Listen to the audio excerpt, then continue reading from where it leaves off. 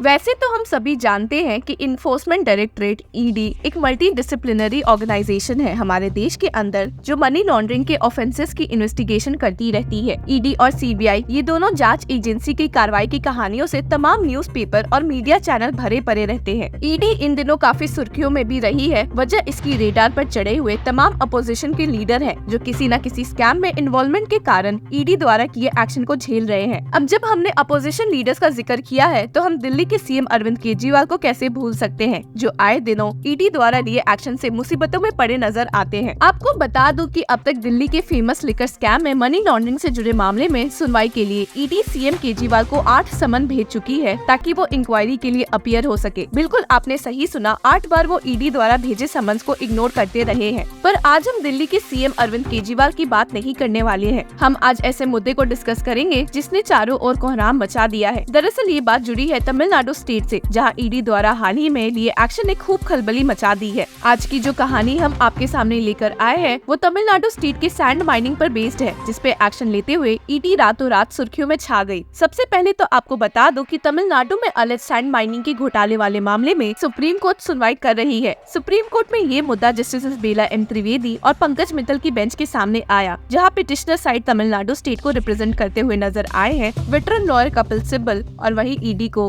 Represent कर रहे हैं additional solicitor general SV Raju. इन दोनों काउंसिल के बीच एक हीटेड आर्गुमेंट कोर्ट रूम में देखने को भी मिला है। और वही मंगलवार को इस केस की सुनवाई के दौरान सुप्रीम कोर्ट बेंच ने एक बड़ा ही अहम फैसला लिया है। आपको बता दें कि फर्स्ट डे की हियरिंग में जस्टिस बेला एम त्रिवेदी और पंकज मित्तल की बेंच के सामने ईडी ने सुप्रीम कोर्ट में कहा कि तमिलनाडु स्टेट आरोपियों के जूतों में पैर रख रही है और जांच रोकने की पूरी कोशिश कर रही है। सुप्रीम कोर्ट ने अपनी हैरानी को एक्सप्रेस करते हुए तमिलनाडु गवर्नमेंट पर सवाल उठाए और पूछा कि स्टेट गवर्नमेंट कैसे रिट पिटीशन फाइल कर सकती है, किस लॉ के तहत पिटीशन फाइल की गई है, क्या ये उठाया कदम फेडरलिज्म के अगेंस्ट नहीं है। सुप्रीम कोर्ट बेंच ने आर्टिकल 226 के इन्वोकेशन पर सवाल किया स्टेट के counsel senior advocate Kapil Sibal से और कहा what state governments locus standi to invoke article 226 of the constitution before the high court assailing summons issued to district collectors. जिस पर जवाब देते हुए तमिलनाडु गवर्नमेंट की ओर से कपिल सिब्बल ने कहा कि डिस्ट्रिक्ट कलेक्टर्स की ओर से भी पिटीशन फाइल की गई है। ईडी द्वारा फाइल केस कोई शेड्यूल्ड ऑफेंस नहीं है। सिब्बल ने कोर्ट रूम में गरजते हुए ईडी के काउंसिल को जमकर फटकारा है और कहा है कि ईडी के पास हमारे डिस्ट्रिक्ट कलेक्टर से रिकॉर्ड पेश करने के लिए कहने का कोई जुरिस्डिक्शन नहीं है। पीएमएलए के तहत उनका कोई जुरिस्डिक्शन नहीं है। सिब्बल ने बेंच को इन्फॉर्म करते हुए कहा कि जिस लीज की ईडी बात कर रही है उस लीज के लिए ना तो कोई इन्वेस्टिगेशन हुई है और ना ही कोई एफआईआर हुई है। ईडी को फटकारते हुए सिब्बल ने दोबारा कहा कि इस प्रोविजन के तहत उन्होंने ऐसी जानकारी मांगी है। हालांकि यहाँ जस्टिस बेला एम त्रिवेदी ने सिब्बल को टोकते हुए कहा कि आप एज अ स्टेट कैसे रिट पिटीशन फाइल कर रहे हैं, अगर डिस्ट्रिक्ट कलेक्टर्स को समन्स भेजे गए हैं तो आप कैसे इसमें इन्वॉल्व हो रहे। जिस पर पलट जवाब देते हुए सिब्बल ने बेंच से कहा कि क्या डिस्ट्रिक्ट कलेक्टर स्टेट का हिस्सा नहीं है जो उन्हें मैं अलग समझूं। Sibal stated is a district collector not a part of the state. Information was not sought from the collectors in an individual capacity. Both the state government and its authorities are petitioners before the court on grounds that the ED had no jurisdiction. What is the legal basis for saying that the state government cannot file a writ petition? हालांकि एक बार फिर से इस मुद्दे पर justice Trivedi ने सिब्बल को समझाते हुए कहा कि आर्टिकल 256 के तहत स्टेट को पार्लियामेंट द्वारा बनाए गए लॉज को फॉलो करना पड़ेगा, आप इसको वायलेट नहीं कर सकते। वापस से जवाब देते हुए सिब्बल ने कहा कि लॉर्डशिप पीएमएलए इस केस में कई मामलों में लागू नहीं होता हुआ दिख रहा है, क्योंकि ये सैंड माइनिंग का इशू शेड्यूल्ड ऑफेंस के अंडर फॉल ही नहीं करता।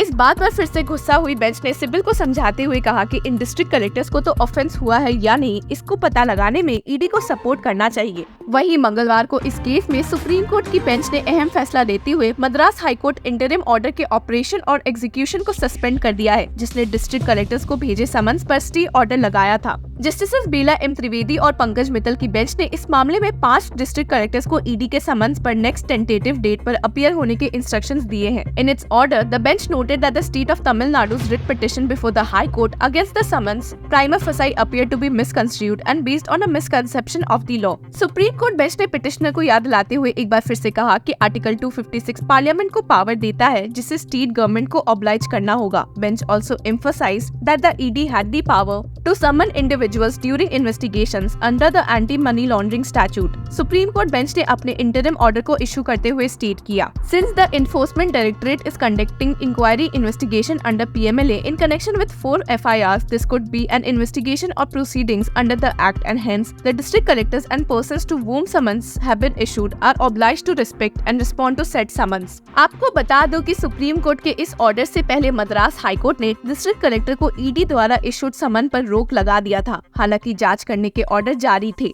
वहीं स्टेट ने मद्रास हाई कोर्ट से अपने पिटिशन के थ्रू कहा that mines and minerals development and regulation act constituted a self-contained code suggesting that the central agency lacked investigative powers under this legislation. It was also pointed out that the MMDR Act were not scheduled offences under the Prevention of Money Laundering Act in support of the state government's argument that the ED had exceeded its jurisdiction by issuing summonses.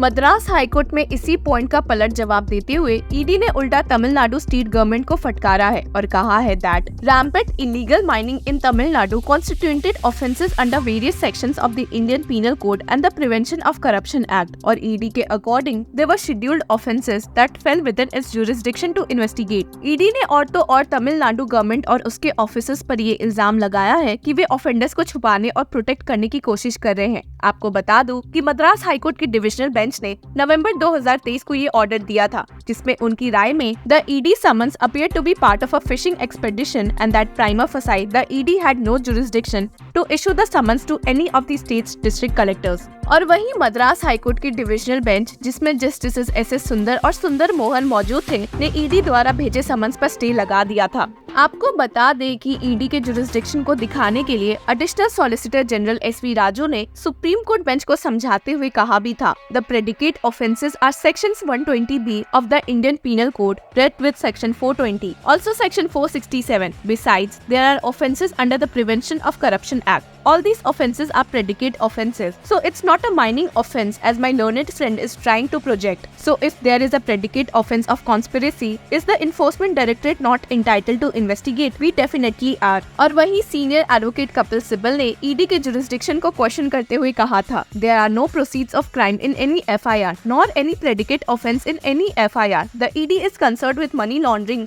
It has no powers under the PMLA to investigate predicate offences. चूँकि अब जबकि supreme court ने इस मामले में अपना फैसला सुना दिया है, ऑर्डर इशू किया है, तो देखने वाली बात होगी कि डिस्ट्रिक्ट कलेक्टर्स ईडी को इंक्वायरी में कितना कोऑपरेट करते हैं। ये था हमारा आज का टेक ऑन टुडेज टॉपिक। ऐसे ही और लीगल जानकारी के लिए लॉ चक्रा से जुड़े रहिए।